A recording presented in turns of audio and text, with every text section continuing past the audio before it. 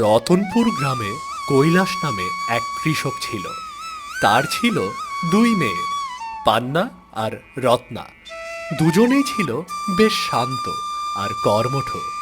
কৈলাসের স্ত্রী অনেক আগেই মারা গেছে। কিছুদিন হলো কৈলাসও বেশ অসুস্থ।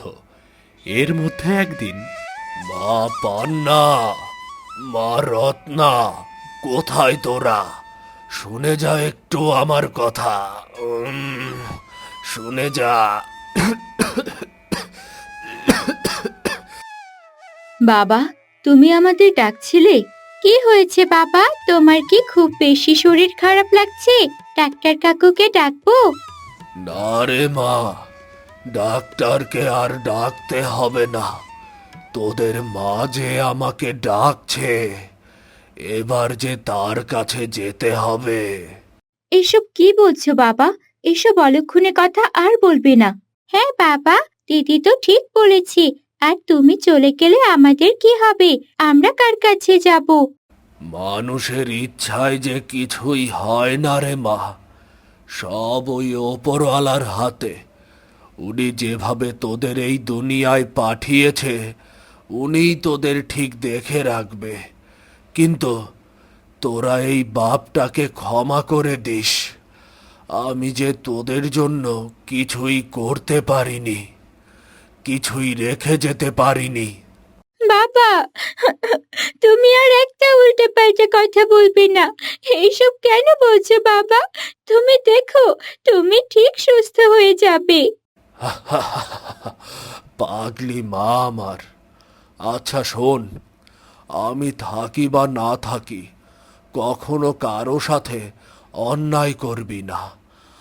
আর না কখনো কারো ক্ষতি করবি, বরং সব সময় মানুষের উপকার করবি। শুধু মানুষ কেন, পশু, পাখি, গাছপালা সবই তো ঈশ্বরের সৃষ্টি রে। সবারই সমান অধিকার এই পৃথিবীতে। বুঝলি? মনে থাকবে বাবার কথা। হ্যাঁ বাবা, মনে থাকবে। এখন একটু বাবার কাছে আয়। কতদিন তোদের মাথায় হাত বুলিয়ে দেই না। এদিকে আয় তো। বাবা! কৈলাসের মারা যাওয়ার পর বেশ কয়েকদিন চলে যায়। একদিন সকালবেলা পান্না ও রত্না রান্না করছিল। তখন সেখানে বেশ কয়েকজন লোক আসে। শুনছেন কেউ?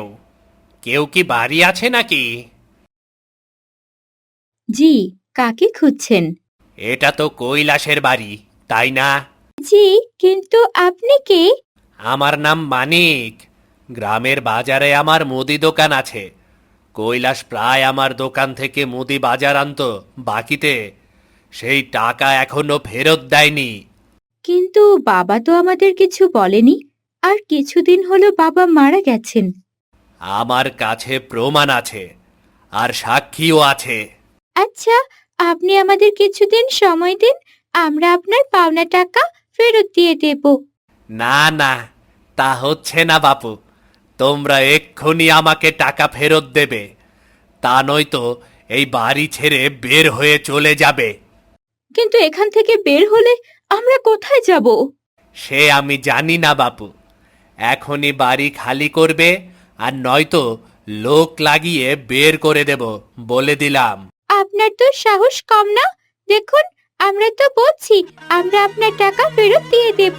তাই এসব হুমকি ধামকি দিতে আসবেন না, নইলে কিন্তু আপনার অবস্থাও খুব বেশি ভালো হবে না।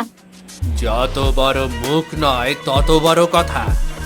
এই যা তো তোরা, এই দুটোকে জঙ্গলের ভেতর ফেলে দিয়ে আয়। দিদি, আমার খুব ভয় করছে রে। এই ঘন জঙ্গলে আমরা কোথায় যাব? ভয় পাস না বোন, বাবা বলেছিল না, ভগবানই রক্ষা করবে আমাদের। ভগবানের ওপর একটু ভরসা রাখ। এরপর পান্না আর রত্না হাঁটতে থাকে। এক সময় তারা দূরে এক বুড়িকে দাঁড়িয়ে থাকতে দেখে। এরপর দুজনে সেই বুড়ির কাছে যায়। ঠাকুমা, ও ঠাকুমা, আমাদের একটু সাহায্য করো। কে বাচ্চা তোমরা? আমি রত্না, আর ও আমার দিদি পান্না। তুমি কি এখানে একা থাকো? হ্যাঁ গো বাছা, কি আর বলবো দুঃখের কথা। এই জঙ্গলে আমি একা থাকি। 7 কলস জলে আমার 7 বছর যায়। 7 বছরও পুরালো, 7 কলস পানিও পুরালো। তোরা কি আমায় 7 কলস জল এনে দিতে পারবি? হ্যাঁ ঠাকুমা, পারবো, কিন্তু জল কোথায় পাবো? ওই যে পশ্চিমের কুয়োতে। কিন্তু বাছা, পানি যেন এঁটো না হয়। নখ কিংবা ঠোঁট কিছুই লাগতে পারবে না। ঠিক আছে ঠাকুমা। এরপর পান্না আর রত্না মিলে 7 কলস জল এনে দেয় ঠাকুমাকে, স্বচ্ছ পরিষ্কার জল। ঠাকুমা খুব খুশি হয়। খুব ভালো, খুব ভালো। নে, এই গ্লাসটা নিয়ে যা। এটা জাদুর গ্লাস, কিন্তু এটাকে যে শরবতের কথা বলবি তাই এনে দেবে। ধন্যবাদ, কিন্তু ঠাকুমা, আমাদের যদি একটু থাকার জায়গা দিতে বড্ড ভালো হতো। আমার ঘর বড্ড ছোট, সামনে গেলে পাবি বড়। এই বোন, দেখ, এখানে পাখিটা পড়ে আছে। হ্যাঁ রে, কিন্তু কি হয়েছে এই পাখিটার? এক শিকারী আমার পায়ে তীর মেরেছে, তাই পায়ে খুব ব্যথা পেয়েছি। আহ, আর উঠতে পারছি না। ওমা তাই? দাঁড়াও, আমি একটা পাতা চিনি, ঔষধি গুণ আছে তার। এই জঙ্গলে খুঁজলে হয়তো পাবো। তখন রত্না গিয়ে ঔষধি গাছ খুঁজে বের করে, তার পাতা নিয়ে আসে। এরপর সেই পাতার রস বের করে পাখির পায়ে লাগিয়ে দেয়। কিছুক্ষণ পরেই পাখির ব্যথা কমে যায়, ডানা ঝাপটে উড়তে থাকে। ধন্যবাদ বন্ধুরা, এই নাও আমার তরফ থেকে তোমাদের জন্য ছোট্ট উপহার। এই পালককে তুমি যে ধরনের মিষ্টির কথা বলবে, পালকটা তখনই সেটা তোমার সামনে এনে দেবে। ধন্যবাদ মিষ্টি পাখি। অনেক হাঁপিয়ে গেছি দিদি, আর হাঁটতে পারছি না। সকাল থেকে তো দানা পানি কিছুই পেটে পড়েনি, খিদেও পেয়েছে খুব, তাই না? হ্যাঁ গো। কে গো তোমরা? কোথা থেকে এলে? আমি পান্না, আর ও আমার বোন রত্না। আমরা রতনপুর গ্রাম থেকে এসেছি। ও, 2 বোন।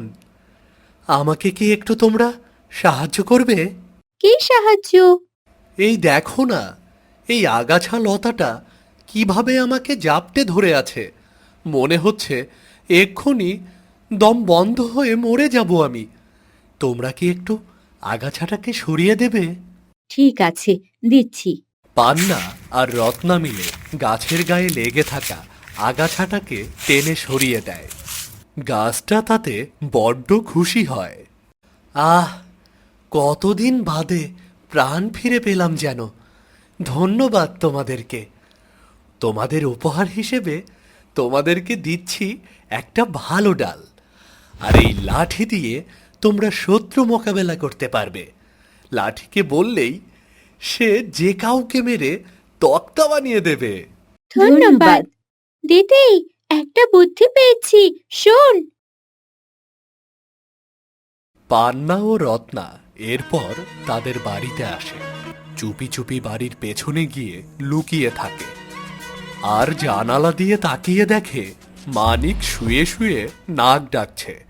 তখন পান্না লাঠিকে বলে, এই লাঠি, যা গিয়ে ওই মানিক বেটাকে আচ্ছা করে মেরে ভূত বানিয়ে দে। ও মা গো, ও বাবা গো, কে কে কে কে কে কে মারছে আমাকে? কে কে কে মারছে? ভূত, ভূত, এ বাড়িতে ভূত আছে। ওরে বাবা রে, আমি আর থাকবো না এখানে। ওরে বাবা। শয়তানটা পালিয়েছে। হ্যাঁ রে বনু, তোর বুদ্ধিটা বেশ ছিল। ওই শয়তানটা ভুলে ওইদিকে আর কখনো আসবে না।